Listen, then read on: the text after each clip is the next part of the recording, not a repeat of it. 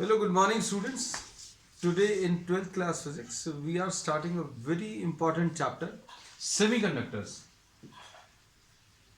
Semiconductors अभी हम लोग बोलते हैं these are materials which are having properties lying between conductors and insulators. तो ये अलग से क्यों पढ़ रहे हैं? तो अलग से इसलिए पढ़ रहे हैं क्योंकि पूरी इलेक्ट्रॉनिक्स या जो कुछ भी गैजेट्स अभी हम लोग यूज कर रहे हैं या अप्लायंसेज अभी हम लोग यूज कर रहे हैं, all of those are based on semiconductor devices. Mobile phones जो अभी हम लोग यूज कर रहे हैं, एलईडी लाइट जो यूज कर रहे हैं, टीवी जो अभी हम लोग यूज कर रहे हैं, वो सारे के सारे किस पर? सेमीकंडक्टर डिवाइसेस पर बेस्ड है. मॉडर्न जो इलेक्ट्रॉनिक्स है वो पूरा का पूरा उनकी फंक्शनिंग कंस्ट्रक्शन ये सब सेमीकंडक्टर मटेरियल्स पर बेस्ड है ना. तो इलेक्ट्रॉनिक्स पूरी जितनी भी है वो इसी टाइप के मटेरियल पर बेस्ड है. तो सबसे पहले तो अभी हम लेंगे एक कंपैरिजन किस किस के बारे में, कंडक्टर्स और सेमीकंडक्टर्स और insulators. Will not talk in detail about insulators. क्यों? इंसुलेटर्स का यहाँ पर कोई काम नहीं है, लेकिन हाँ कंडक्टर्स में और सेमीकंडक्टर्स में क्या डिफरेंस है, क्या इसका एडवांटेज है, कैसी इसकी वर्किंग है, that will be studying. And today we will be discussing a very important concept जिसमें बच्चों को बहुत कंफ्यूजन रहता है, क्या? एनर्जी बैंड्स का. तो एनर्जी बैंड्स को भी अभी हम लोग डिटेल में डिस्कस करने की कोशिश करेंगे. तो सबसे पहले अभी हम लोग देखते हैं कंडक्टर्स के बारे में. तो कंडक्टर्स क्या है बच्चों? कंडक्टर्स ऐसे मटेरियल हैं which are having large number of free electrons. बहुत सारे नंबर ऑफ फ्री इलेक्ट्रॉन्स हैं और जो करंट को कंडक्ट करते हैं, आप उसमें से करंट को पास कराओ, they allow current to pass through them easily. बहुत सारे नंबर ऑफ इसमें फ्री इलेक्ट्रॉन्स हैं. और इंसुलेटर्स में अभी हम लोग क्या बोलते हैं? इंसुलेटर में practically no free electrons. No free electrons. जब अभी हम लोग इलेक्ट्रिक फील्ड अप्लाई करते हैं किसी कंडक्टर में, तो ये जो फ्री इलेक्ट्रॉन्स हैं जिन्होंने अपने पेरेंट एटम्स को छोड़ दिया है, these are moving inside the conductor. ये फ्रीली मूव करते हैं और ये जो मोशन है दिस इज रैंडम मोशन. लेकिन जब इलेक्ट्रिक फील्ड अप्लाई करते हैं तो इलेक्ट्रिक फील्ड अप्लाई करने पर ये जो फ्री इलेक्ट्रॉन्स है these move according to the electric field. Suppose ये कंडक्टिंग वायर है, इस कंडक्टिंग वायर में बहुत सारे बच्चों क्या है? फ्री इलेक्ट्रॉन्स हैं. अब आपने इसको पॉजिटिव पोटेंशियल पर कर दिया, इसको नेगेटिव पोटेंशियल पर, तो क्या होगा? Electrons will tend to drift in this direction. Electrons इस डायरेक्शन में फ्लो करेंगे और अभी हम लोग बोलेंगे करंट इस डायरेक्शन में आएगा. और कंडक्टिविटी जिस मटेरियल की ज्यादा है, कंडक्टिविटी जिसकी भी ज्यादा है, larger conductivity means good conductor. जिसकी कंडक्टिविटी ज्यादा है उसको अभी हम लोग कह सकते हैं this is a good conductor. तो ये कुछ प्रॉपर्टीज अभी हम लोग ने इसमें डिस्कस की हैं. फिर एक और प्रॉपर्टी इसमें अभी हम लोग डिस्कस कर रहे हैं कि टेम्परेचर इंक्रीज करने पर कंडक्टर्स की कंडक्टिविटी डिक्रीज होती है. अगर अभी हम लोग टेम्परेचर बढ़ा देंगे, ये फैक्ट इसलिए अभी हम लोग बता रहे हैं क्योंकि इसी के कंपैरिजन से अभी हम लोग सेमीकंडक्टर डिवाइसेस या सेमीकंडक्टर्स के बारे में पढ़ने वाले हैं. तो अब हम लोग ने इसमें ये बोला कि suppose if you try to consider what semiconductors. Semiconductors में अगर आप इलेक्ट्रिक फील्ड अप्लाई करोगे तो उसमें नंबर ऑफ फ्री इलेक्ट्रॉन्स बच्चों उतने ज़्यादा नहीं है जितने कंडक्टर्स में होते हैं. इंसुलेटर्स में फ्री इलेक्ट्रॉन्स बिल्कुल भी नहीं होते, कंडक्टर्स में बहुत ज़्यादा होते हैं. सेमीकंडक्टर्स में थोड़े से कम मात्रा में, in a small number some free electrons are present. When electric field is applied, electric field जब अभी हम लोग अप्लाई करेंगे तो क्या होता? वो करंट कंडक्ट करते हैं. अब टेम्परेचर इंक्रीज करने पर दोनों का जो बिहेवियर है वो डिफरेंट है.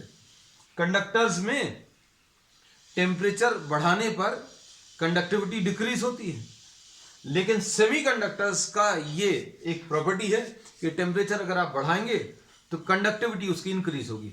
So this is the difference between what conductors and semiconductors. अब इस एस्पेक्ट को थोड़ा सा डिटेल में डिस्कस करें. For conductors, suppose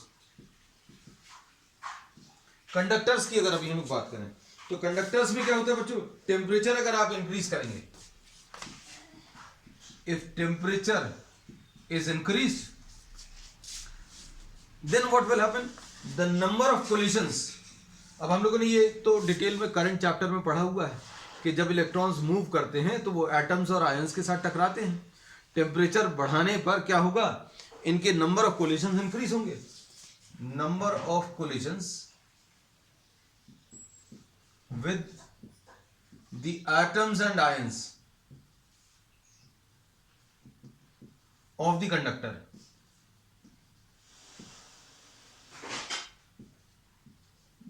the number of collisions of electrons with the atoms and ions of the conductor, this also increases, number of collisions बढ़ जाएंगे।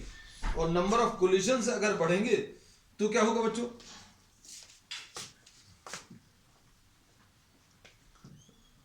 Relaxation time decrease हो जाएगा। रिलैक्सेशन टाइम क्या है बच्चों, time taken between two successive collisions. अब भाई ज्यादा जल्दी जल्दी मूव कर रहे हैं, धीरे धीरे अगर मूव कर रहे थे तो क्या हो रहा था इसमें, अभी हम लोगों ने बोला टेम्परेचर अगर आप इंक्रीज कर रहे हैं, सॉरी, अगर आप टेम्परेचर इंक्रीज कर रहे हैं तो नंबर ऑफ कोलिशंस बढ़ेंगे। नंबर ऑफ कोलिशंस बढ़ जाएंगे मतलब क्या होगा, रिलैक्सेशन टाइम बच्चों कम हो जाएगा। और रिलैक्सेशन टाइम के ऊपर डिपेंड करता है क्या, ड्रिफ्ट वेलोसिटी। ड्रिफ्ट वेलोसिटी क्या होती है, हम आपको याद करा दें, ये ड्रिफ्ट वेलोसिटी है। रिलैक्सेशन टाइम अगर कम हो जाएगा तो ड्रिफ्ट वेलोसिटी ऑफ इलेक्ट्रॉन्स कम हो जाएगी। तो मतलब इलेक्ट्रॉन्स जो है स्लोली मूव करेंगे, और इलेक्ट्रॉन्स अगर स्लोली मूव करेंगे मतलब कंडक्टिविटी जो है वो डिक्रीज हो गई। तो अब हम लोगों ने इसमें ये बोला कि अगर कंडक्टर्स में आपने टेम्परेचर बढ़ाया तो कोलिजन्स बढ़ जाएंगे, और कोलिजन्स अगर बढ़ेंगे तो क्या होगा, ज्यादा जल्दी जल्दी कोलाइड करेंगे, मतलब रिलैक्सेशन टाइम कम हो जाएगा। और रिलैक्सेशन टाइम अगर कम हो गया, इसको ऐसा लिख दे रहे हैं, रिलैक्सेशन टाइम डिक्रीज हो गया। रिलैक्सेशन टाइम अगर डिक्रीज हो गया मतलब ड्रिफ्ट वेलोसिटी डिक्रीज हो गई। और ड्रिफ्ट वेलोसिटी अगर डिक्रीज हो गई है तो क्या होगा, कंडक्टिविटी डिक्रीज हो गई, कंडक्टिविटी डिक्रीज हो गई।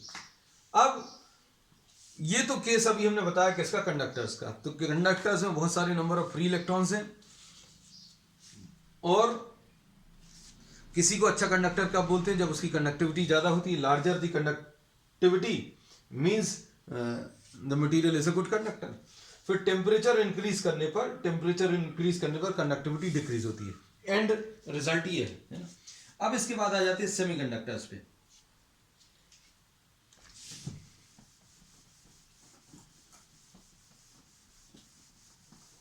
जो चीजें बच्चों काम की लगे वो नोट करते जाना। हम लोग इसको बहुत अलग तरीके से बहुत अच्छे से पढ़ने वाले हैं। You just follow all the lectures and make notes, आपको बहुत बहुत मजा आने वाला है इस चैप्टर में। अब इसके बाद semiconductors. Semiconductors also conduct electricity,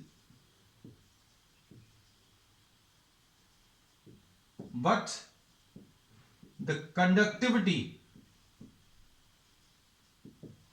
is smaller than the conductivity of conductors. Semiconductors की जो कंडक्टिविटी है बच्चों कम है, और जैसे एग्जांपल के लिए, एग्जांपल सिलिकॉन एक सेमीकंडक्टर है,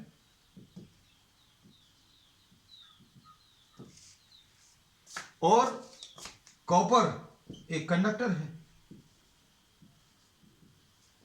और इसमें अभी हम लोग ये कहते हैं conductivity of silicon, conductivity of silicon is approximately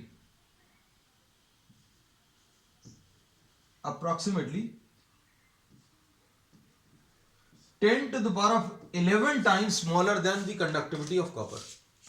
conductivity होता क्या बच्चों, conductivity is reciprocal of resistivity. ये कंडक्टिविटी है, ये सारे एस्पेक्ट्स अभी हम लोग ऐसा अज्यूम करते हैं कि आपको मालूम होंगे, और ये रेजिस्टिविटी है ना, फिर भी अभी हम बताते चल रहे हैं।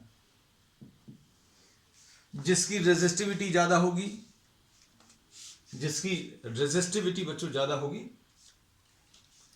उसकी कंडक्टिविटी कम होगी, है ना। तो अब हम लोगों ने इसमें बोला कि सिलिकॉन की जो कंडक्टिविटी है वो approximately 10 to the power of 11 times smaller than the conductivity of copper. तो ये तो अब पता चल गया कि ये भी इलेक्ट्रिसिटी कंडक्ट करते हैं, लेकिन ये इतने अच्छे कंडक्टर्स नहीं हैं नॉर्मल कंडीशंस में। लेकिन अब इसका एक बहुत अच्छा फीचर ये है कि टेम्परेचर इंक्रीज करने पर, if the temperature is increased, if temperature is increased, then the conductivity of semiconductor increases। अब ये एक बहुत बड़ा डिफरेंस है दोनों की वर्किंग में, और इसी के बेसिस पर अभी हम लोग ये कहते हैं कि ये मटेरियल जो है these are quite different from what the conductors, और इसीलिए इनका बहुत ज्यादा यूज है। अब ये टेम्परेचर बढ़ाने पर इनकी कंडक्टिविटी क्यों इंक्रीज हो जाती है, टेम्परेचर बढ़ाने पर इनकी कंडक्टिविटी क्यों इंक्रीज हो रही है, ये अभी हम लोग डिटेल में इस चैप्टर में पढ़ने वाले हैं। अब इसके लिए अभी हम लोग स्टार्ट कर रहे हैं बच्चों किससे, एनर्जी बैंड से। तो ये अभी हम लोग एक ब्रीफ इंट्रोडक्शन दिया सेमीकंडक्टर्स का।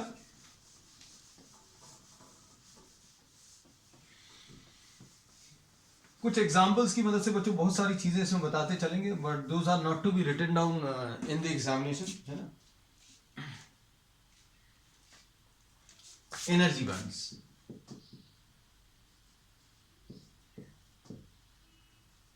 तो एनर्जी बैंड्स क्या हैं? तो अभी हम लोग इसके लिए क्या कंसिडर कर रहे हैं कि इलेक्ट्रॉन्स जो हैं किसी एक आइसोलेटेड एटम के, वो इस टाइप से फिल होते हैं 1s2 2s2 2p6। so electrons are present in certain definite energy levels। Electrons किसी एटम में कुछ डेफिनेट एनर्जी लेवल्स में ऑक्यूपाइड रहते हैं, है ना। और इनके नाम अभी हम लोग इन एनर्जी लेवल्स के जो नाम हैं ये अभी हम लोगों ने ऐसे लिख दिए। These are named as 1s, the 2s level, the 2p level, the 3s level, and so on. This is how we name the energy levels. All of these correspond to some definite energy, है ना। मतलब ये जो electrons हैं ये किसी तो भी लेवल में नहीं प्रेजेंट रह सकते हैं। बोर्ड्स मॉडल में अभी हम लोगों ने यही पढ़ा है कि हर एक इलेक्ट्रॉन की एक डेफिनेट एनर्जी है, और जैसे जैसे आप आउटर ऑर्बिट्स की तरफ जाते हैं या आउटर लेवल्स की तरफ जाते हैं तो एनर्जी इसमें इंक्रीज होती जाएगी, है ना। अब इसमें क्या बोलना है, an energy level consists of quantum states। Energy level पे बच्चों क्या है, कुछ क्वांटम स्टेट्स हैं। जैसे एग्जांपल के लिए अभी हम लोग अगर देखें, each quantum state can occupy 1 electron. Her energy level में कुछ नंबर ऑफ क्वांटम स्टेट्स होंगे और हर क्वांटम स्टेट में एक इलेक्ट्रॉन रख सकते हैं। इसको अभी हम लोग क्वांटम स्टेट को कंपार्टमेंट जैसा मान सकते हैं, और एनर्जी लेवल को बच्चों अभी हम लोग कैसा अज्यूम कर सकते हैं, these can be assume to be the system of shelves which are used in your houses. घरों में रैक्स लगे रहते हैं या शेल्व्स लगी रहती हैं किताबें रखने के लिए, है ना। तो अभी हम लोगों ने ये बोला कि बच्चों ये 1s वाली शेल्फ है, ये 2s वाली शेल्फ है, उसके बाद ये 2p वाली शेल्फ है। तो 1s वाली शेल्फ में 2 कंपार्टमेंट्स हैं, 2 क्वांटम स्टेट्स हैं और इसमें 2 इलेक्ट्रॉन्स हैं। 2s वाली जो शेल्फ है, किताबें जिसके ऊपर आप रखते हैं शेल्फ्स के ऊपर या रैक्स के ऊपर, तो ये 2s वाला जो रैक है उसमें 2 क्वांटम स्टेट्स हैं और इसमें 2 इलेक्ट्रॉन्स रख सकते हैं। p वाले में हम लोगों ने ये देखा है कि p वाले में 6 इलेक्ट्रॉन्स हैं, मतलब यहां पर 6 कंपार्टमेंट्स होंगे, 1 2 3 4 5 and 6। So the 2p level is made up of 6 quantum states and these are filled by 6 electrons।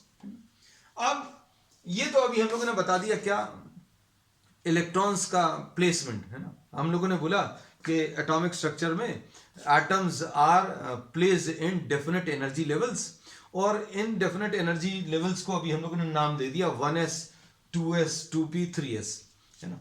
Isolated sodium atom की अब हम लोग बात करेंगे। Now we will be talking of isolated sodium atom. Isolated sodium atom मतलब एक ही sodium atom की बात कर रहे हैं। Then we will be talking of group of sodium atoms, है ना।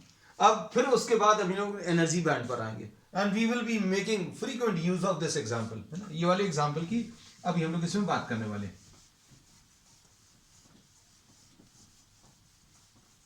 एनर्जी बैंड्स बच्चों अच्छे से समझना, क्योंकि ये अगर क्लियर हो गया तो पूरा सेमीकंडक्टर बहुत अच्छे से क्लियर हो जाएगा, है ना। क्योंकि यही एक मेन कॉन्सेप्ट है जो किताबों में बहुत अच्छे से नहीं दिया। Just try to understand this. Now consider an isolated sodium atom. इसका एटॉमिक नंबर 11 है और इसका कॉन्फ़िगरेशन बच्चों, इसका कॉन्फ़िगरेशन कैसा आएगा? 1s2 2s2 2p6 and 3s1। इसमें अब हम लोग क्या बोलते हैं बच्चों? The 1s level, the 2s level and the 2p level ये कंप्लीटली फिल्ड है। ये कंप्लीटली फिल्ड कैसे है बच्चों? 1s वाले लेवल में दो इलेक्ट्रॉन्स आ सकते हैं और दोनों फिल्ड हैं। 2s वाले में, s वाले में दो इलेक्ट्रॉन्स हो सकते हैं और दोनों फिल्ड हैं। p वाले में 6 क्वांटम स्टेट्स हैं और ये पूरे के पूरे 6 भरे हुए हैं। लेकिन 3s वाला जो लेवल है, वो 3s वाले लेवल में this contains only one electron. This contains only one electron, whereas it can occupy 2 electrons. जो 3s वाला एनर्जी लेवल है उसमें केवल एक ही इलेक्ट्रॉन है, लेकिन जबकि इसके पास कितने हो सकते हैं? यहां पर 2 इलेक्ट्रॉन्स हो सकते हैं। और इसका 3p अगर आप देखें तो इसमें 0 इलेक्ट्रॉन्स हैं। 3p level is completely empty. तो ये अभी हम लोगों ने किसकी बात की है? ये अभी हम लोगों ने आइसोलेटेड सोडियम एटम की बात की है। अब अच्छे से सुनना बच्चों, ये देखो, ये डायग्राम के फॉर्म में बिल्कुल ऐसे ही आने वाला है। 1s वाले में दो क्वांटम स्टेट्स हैं और दोनों क्वांटम स्टेट कंप्लीटली फिल्ड हैं। 1s वाला जो शेल्फ है उसमें दो कंपार्टमेंट हैं और दोनों में एक एक इलेक्ट्रॉन है। जो 2s वाला शेल्फ है उसमें दो कंपार्टमेंट्स हैं और दोनों में इलेक्ट्रॉन्स फिल्ड हैं। फिर 2p वाला जो शेल्फ है, 2p वाले शेल्फ पे 6 इलेक्ट्रॉन्स हैं और पूरे के पूरे 6 कंपार्टमेंट्स फिल्ड हैं। अब उसके बाद 3s वाला भी अभी हम लोग बना ले रहे हैं। तो 3s वाले में दो कंपार्टमेंट्स हैं या दो क्वांटम स्टेट्स हैं या दो जगह हैं, लेकिन एक फील्ड है और एक खाली है। और एनर्जीज बच्चों अभी हम लोग देखेंगे 1s वाले की ये मिनिमम है, इसकी एनर्जी थोड़ी ज्यादा है, इसकी एनर्जी और ज्यादा है, इसकी एनर्जी और ज्यादा है। और अभी हम लोग यही पढ़ते हैं कि भाई किसी मटेरियल को आप या किसी इलेक्ट्रॉन को एनर्जी दोगे तो वो हायर स्टेट्स पर पहुंच जाता है ना। Electron after absorbing some energy tries to move to higher states. अब ये हायर स्टेट्स में मूव करेगा कि नहीं करेगा, ये अब हम लोग फिजिक्स में बहुत डिटेल में पढ़ने वाले हैं। अब सुनना, हम लोगों ने ये तो कंसिडर किया क्या केस एक आइसोलेटेड सोडियम एटम का। Now we are considering a group of, consider a group of n sodium atoms placed very far apart।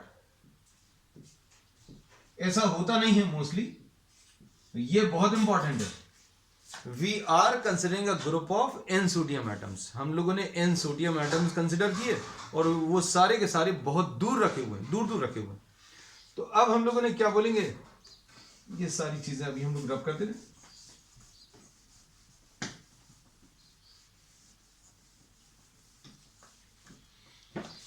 Now if we consider a group of n sodium atoms,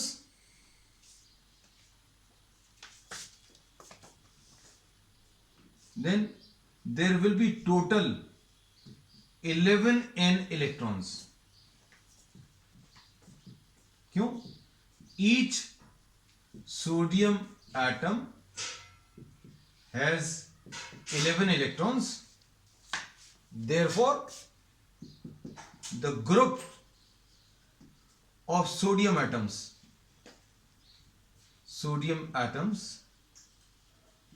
has total 11 n electrons. Total 11 n electrons आ जाएंगे इसमें। अब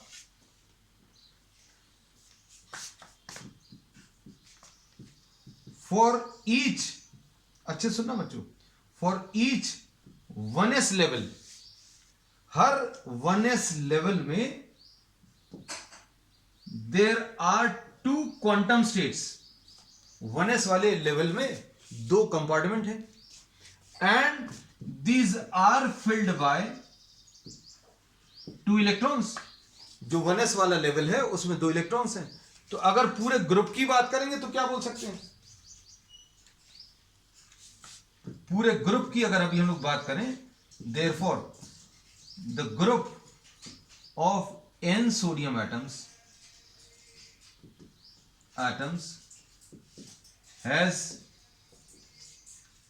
how many 1s levels?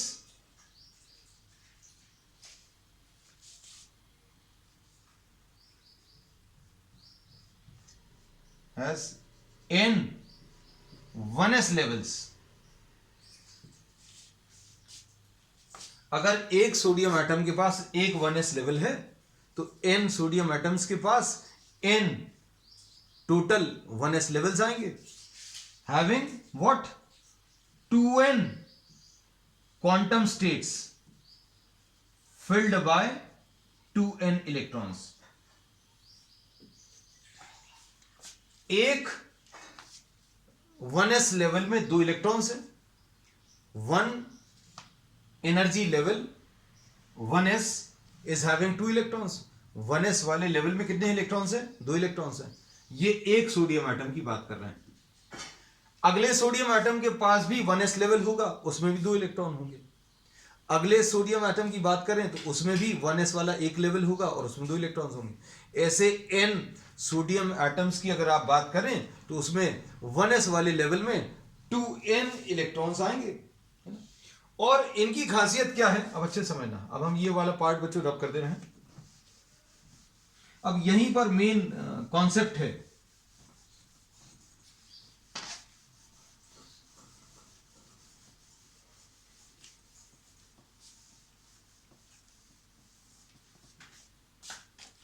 Now suppose this is the ground. आपके घर का जो floor है वो ये है ना। This corresponds to 0 energy. आपका जो पहला सोडियम एटम है उसका शेल्फ का सिस्टम बच्चों ये है 1s, ये 2s, ये 2p और ये 3s। अब इसमें क्या बोल सकते हैं, ये एक सोडियम एटम है फर्स्ट सोडियम एटम।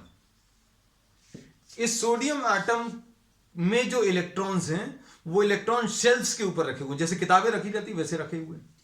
और इनकी खासियत क्या है, अगर दूसरा सोडियम एटम ले लिया तो उसका जो 1s वाला लेवल है उसका ग्राउंड से एल्टीट्यूड परफेक्टली सेम रहेगा इसके एल्टीट्यूड के साथ। The altitude from the ground corresponds to the energy. अच्छे सुनना, हमने क्या बोला कि 1s वाले लेवल का ग्राउंड से जो एल्टीट्यूड है सपोज 75.21 सेंटीमीटर है। तो altitude from the ground of the 1s shelf corresponds to the energy.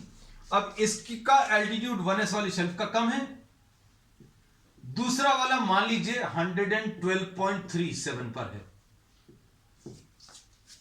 तो अब क्या होगा, अब अगला वाला अगर आप सोडियम एटम देखोगे तो उसका जो 1s वाला लेवल है उसका ग्राउंड से एल्टीट्यूड 75.21 ही होगा। 2s वाले लेवल का ग्राउंड से एल्टीट्यूड कितना एग्जैक्टली सेम होगा। नंबर्स बच्चों नोट मत करना, ये सिर्फ समझाने के लिए, आपको कॉन्सेप्ट देने के लिए। मतलब अभी हम लोगों ने बहुत सारे ऐसे शेल्फ ले लिए और सभी में 1s वाला जो शेल्फ है उनका ग्राउंड से एल्टीट्यूड आइडेंटिकल है। तो अब हम लोग इसको केमिस्ट्री या फिजिक्स की भाषा में क्या बोलते हैं, all identical levels have identical energies if the sodium atoms are placed very far apart। ये बहुत इंपॉर्टेंट लाइन है बच्चों।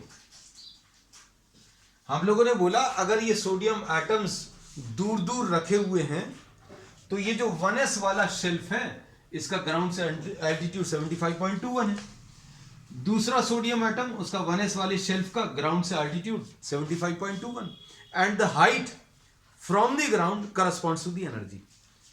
इसकी एनर्जी कम है, इसकी एनर्जी ज्यादा है, लेकिन ये जितनी भी एनर्जी 2s की है उतनी ही किसी भी और सोडियम एटम में 2s वाले शेल्फ की एनर्जी होगी।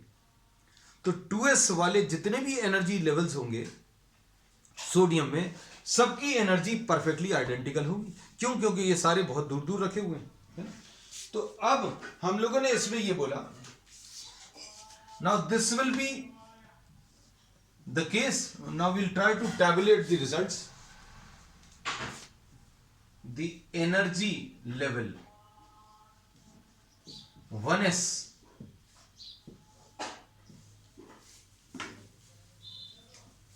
total states and occupied states। Total कितने स्टेट्स हैं और टोटल कितने ऑक्यूपाइड हैं ये लिखने की कोशिश करेंगे। 1s वाले में 2n क्वांटम स्टेट्स हैं, मतलब एक में 2 कंपार्टमेंट्स हैं, तो n में कितने आ जाएंगे, 2n कंपार्टमेंट्स आएंगे और ये पूरे के पूरे 2n भरे रहेंगे। इधर भी ये भी भरा हुआ है। फिर इसमें कितने रहेंगे बच्चों, इसमें भी 2n रहेंगे। एनर्जी लेवल 2s में 2n क्वांटम स्टेट्स हैं और ऑक्यूपाइड कितने हैं, भरे हुए कितने हैं, वो भी 2n है।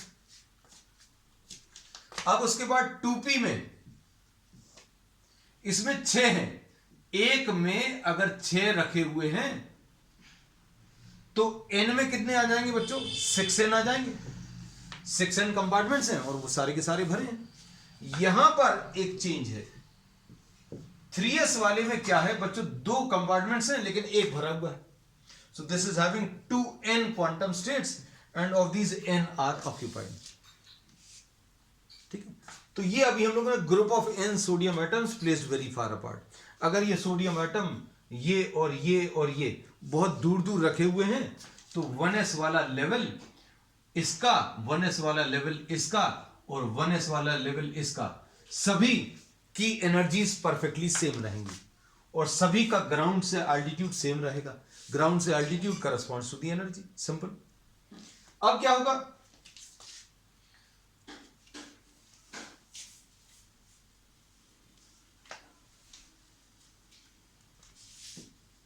all the 1s states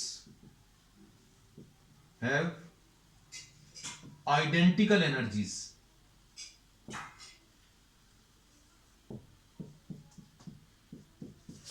सभी की एनर्जी बच्चों सेम रहेगी। फिर उसके बाद सिमिलरली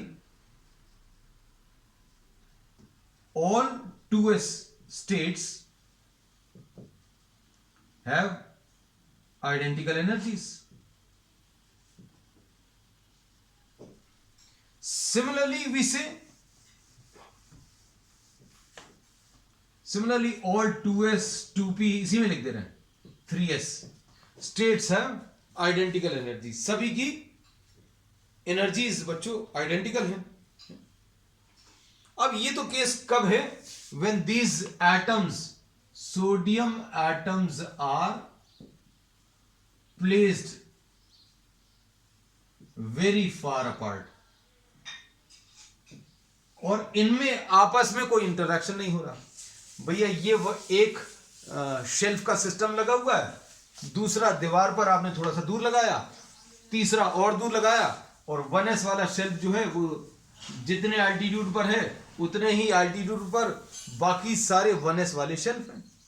अब क्या होगा, ये तो बच्चों अभी हमने बोला when these sodium atoms are placed very far apart, जब ये सोडियम एटम्स बहुत दूर दूर रखे हुए हैं, all identical levels have identical energies, है ना।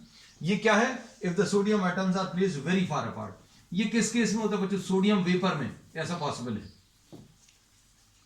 लेकिन जब क्रिस्टल आप ले लोगे तो क्या होगा, तो ये सारे के सारे सोडियम एटम्स बहुत क्लोजली पैक्ड हैं।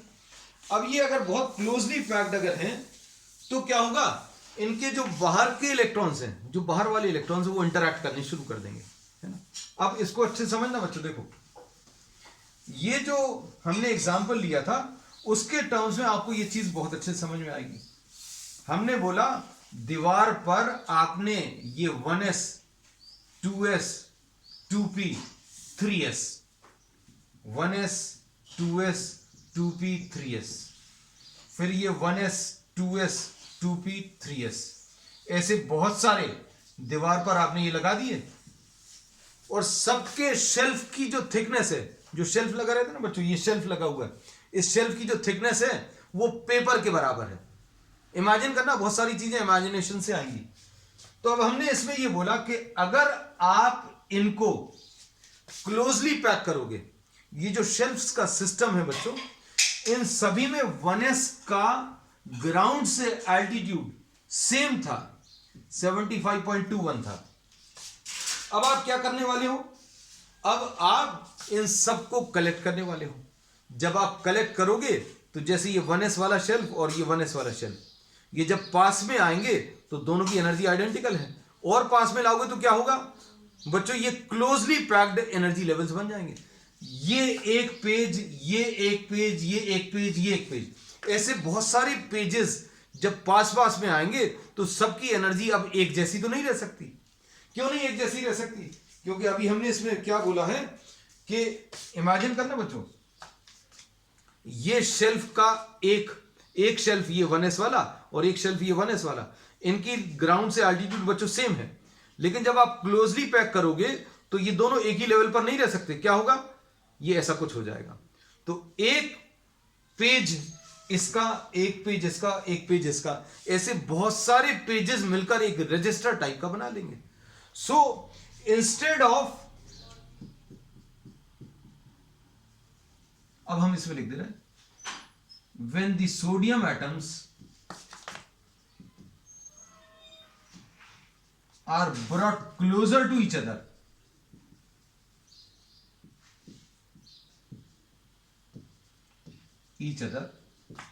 then what happens, instead of having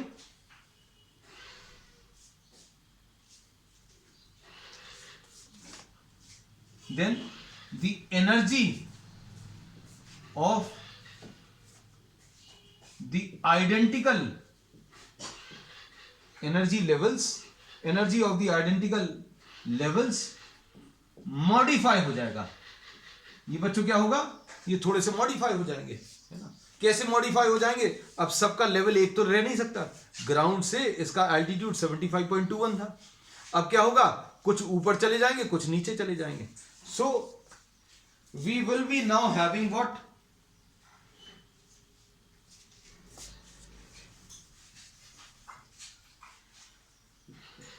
the energy of all identical levels modify, है ना। ये एनर्जी सभी लेवल्स की बच्चों क्या होगी, थोड़ी सी मॉडिफाई हो जाएगी। और कैसी मॉडिफाई हो जाएगी?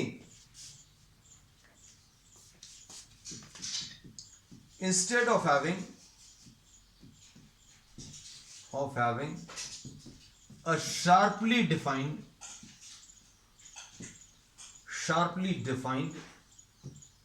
3s level, we will have a group of closely packed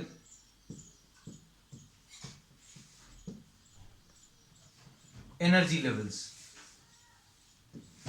which is termed as the energy band,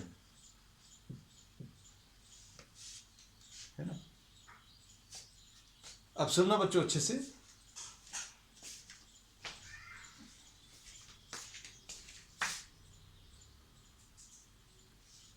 हम लोगों ने इसमें ये बता दिया कि जब ये सोडियम एटम्स दूर दूर रखे हुए हैं तो क्या होगा? जो 1s वाला शेल्फ है उसका ग्राउंड से एल्टीट्यूड अगर 75.21 है तो जितने भी 1s वाले पेजेस होंगे, इन पेजेस का, इन शेल्फ का ग्राउंड से एल्टीट्यूड सेम होगा 75.21। लेकिन जब आप इन पेजेस को, बहुत सारे पेजेस को आप पास में लाओगे तो ये एक ही लेवल पर तो रह नहीं सकते। आप इमेजिन करना बच्चों, कॉपी के बहुत सारे पेजेस आपने एक ही लेवल पर रख दिए, दूर दूर रखे हुए हैं। ग्राउंड से कितने डिस्टेंस पर रखे हुए हैं? 75.21 पर रखे हुए हैं। अब फिर क्या किया? आपने सबको इकट्ठा करना शुरू किया। जब सोडियम एटम्स पास में आएंगे तो 1s वाले जो जितने भी शेल्फ हैं वो उन सबका अब एनर्जी थोड़ा सा मॉडिफाई हो जाएगा। सबका ग्राउंड से एल्टीट्यूड 75.21 तो रह नहीं सकता, तो कुछ पेजेस अपनी जगह से ऊपर उठ जाएंगे, कुछ नीचे आ जाएंगे। अब एक सिंगल पेज की जगह अब ग्रुप ऑफ पेजेस आ जाएगा। ग्रुप ऑफ पेजेस यानी एक रजिस्टर बन जाएगा, एक मोटी कॉपी बन जाएगी। और ये कॉपीज जो बनेंगी उनमें इनकी सबकी एनर्जी जो है बच्चों कैसी रहेगी? ये 75.21 के आसपास होगी। मतलब कुछ का लेवल 75.21 से नीचे चला गया, कुछ का ऊपर चला गया। रीडिस्ट्रीब्यूशन ऑफ एनर्जी हो जाएगा, थोड़ा सा मॉडिफिकेशन हो जाएगा।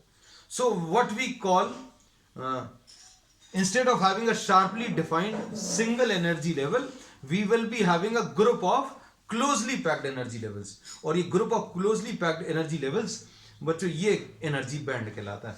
तो 1s, ये अभी हमने एक सोडियम एटम लिया, एक और सोडियम एटम लिया, ऐसा एक और सोडियम एटम लिया, ऐसे बहुत सारे सोडियम एटम्स लेकर उनके अभी हमने सबके शेल्फ बना दिए, रैक्स का सिस्टम बना दिया और फिर सबको कलेक्ट कर दिया। सबको कलेक्ट करेंगे तो ये सारे पेजेस मिलकर एक रजिस्टर बनाएंगे, एक कॉपी बनाएंगे। तो ये 1s वाला बैंड बन गया, this is the 1s band. और उसके बाद अगला कौन सा आ जाएगा बच्चों? 2s वाला बैंड। इसको अभी हम लोग ऐसे ही बना दे रहे हैं, 2s वाला रजिस्टर, 2s बैंड। और उसके बाद कौन सा है बच्चों? 2p वाला बैंड। और उसके बाद बच्चों नेक्स्ट है 3s वाला, 3s बैंड। तो एनर्जी बैंड्स एक्चुअल में क्या है? Energy bands are nothing else but a group of closely packed energy levels, है ना। और ये एनर्जी लेवल्स क्लोजली पैक क्यों होते हैं? हमने इसका रीजन बता दिया। जब बहुत दूर दूर हैं तो सबकी एनर्जीज बिल्कुल आइडेंटिकल हैं। जब पास में आएंगे तो एक दूसरे के साथ इंटरैक्शन होगा, मतलब किसी का न्यूक्लियस किसी इलेक्ट्रॉन को खींचेगा, कोई और न्यूक्लियस भी उस इलेक्ट्रॉन को खींच रहा है, तो एनर्जीज थोड़ी सी मॉडिफाई हो जाएंगी। तो वो बहुत कॉम्प्लेक्स इशू है। हमने इसको बहुत सिंपल एग्जांपल से बता दिया कि भाई ग्राउंड से कुछ लेवल पर 1s वाला पेज रखा हुआ, उस पर 2 इलेक्ट्रॉन रखे हुए हैं। फिर 2s वाला पेज रखा हुआ है, उस पर भी 2 इलेक्ट्रॉन्स रखे हुए हैं। फिर उसके बाद 2p वाला पेज है, उस पर 6 इलेक्ट्रॉन्स रखे हुए। फिर उसके बाद 3s वाला पेज है, उसके ऊपर 1 इलेक्ट्रॉन रखा हुआ। और ऐसे बहुत सारे पेजेस आपने, पेजेस के सिस्टम या शेल्फ के सिस्टम आपने दीवार पर लगा दिए, एक लगाया, फिर अगला लगाया, फिर उसके बाद अगला लगाया, फिर उसके बाद अगला लगाया, और इन सबको फिर क्लोजली पैक कर दिया। तो क्या होगा, 1s वाले जितने भी होंगे उनकी अब एनर्जी एक जैसी नहीं रह सकती। क्या होगा, जब ये बहुत पास में आएंगे तो कुछ इंटरेक्शन होगा, और क्लोजली पैक करोगे तो एक ऊपर चला जाएगा, एक नीचे आ जाएगा। ये तो अभी हमने बात की थी 2 की। अब बहुत सारे अगर होंगे तो बहुत सारे ऊपर चले जाएंगे, बहुत सारे नीचे चले जाएंगे। तो कुछ 75.21 से ऊपर चलेगा, कुछ 75.21 से नीचे। So these numbers are not to be noted down. These were just taken as an example for you to understand. The altitude corresponds to the energy. मतलब जितना ज्यादा लेवल है मतलब उतनी ज्यादा एनर्जी। तो इंटरेक्शन बच्चों सोच कर देखना, एटम्स में सबसे बाहर वाले जो इलेक्ट्रॉन्स हैं, सबसे बाहर वाले जो इलेक्ट्रॉन्स हैं उनका सबसे ज्यादा होगा, इसलिए उनका जो रेजिस्टर बनेगा वो ज्यादा थिक बनेगा। इसको ऐसा समझ लेना, हमने क्या बोला, the splitting of energy levels into the shape of the bands will be more prominent in case of outer electrons. जो बाहर के इलेक्ट्रॉन्स हैं उनके लिए ये जो स्प्लिटिंग है, ये जो फैलना है, जो रेजिस्टर की थिकनेस है, वो किस में ज्यादा रहेगी, बाहर वाले में। क्यों? क्योंकि जब भी एटम्स को पास में लाते हो तो बाहर वाले ज्यादा इंटरैक्ट करते हैं। बैंड्स इनका भी बन रहा है, इनका भी बन रहा है, इनका भी बन रहा है। ये बहुत क्लोज पैकिंग है, ये थोड़े थोड़े दूर दूर है, ये थोड़ा सा दूर दूर है, इसलिए थोड़ा सा थिक रेजिस्टर बनाया। ये थोड़ा सा कम दूर दूर है, थोड़ा सा कम थिक। ये बहुत पास पास में, थोड़ा सा और कम थिक। ये बहुत ज्यादा पास पास में एनर्जी लेवल्स हैं, इसलिए सबसे थिन अभी हम लोगों ने ये बनाया है ना। तो आज बच्चों अभी हम लोगों ने क्या डिस्कस किया, how these energy bands are formed, है ना। कल की क्लास में बच्चों अभी हम लोग इन्हीं एनर्जी बैंड्स के बेसिस पर क्लासिफिकेशन ऑफ मटेरियल्स लेंगे। इसी बैंड स्ट्रक्चर से अभी हम लोग स्टार्ट करेंगे अगली क्लास, जिसमें अभी हम लोग इसी बैंड स्ट्रक्चर की बेसिस पर हम लोग नया क्लासिफिकेशन पढ़ने वाले हैं। क्या? कंडक्टर्स, सेमीकंडक्टर्स एंड इंसुलेटर्स, इनके बारे में है। तो आज के लिए इतना ही। Will continue with the same topic on the next one. That's all for today.